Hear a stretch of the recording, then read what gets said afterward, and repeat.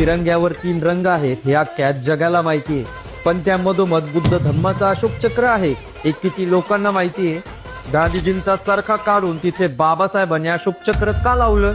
कारण ऐकलं तर अंगावर काटा येईल. जेव्हा भारताचा झेंडा हा ठरत होता तेव्हा प्रश्न पडला, मधोमध हे काय असावं, चरखा की चक्र?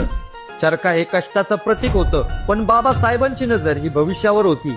ते संविधान सभेत उभे राहिले आणि म्हणाले, चरखा हा कापड विणू शकतो पण देश नाही.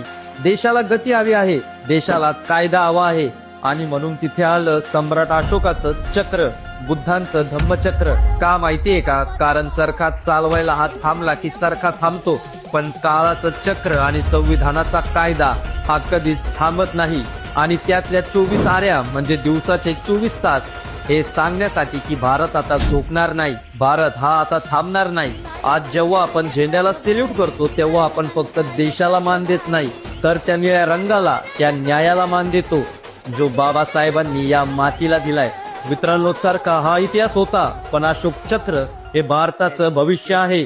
रंग जरी 3 असले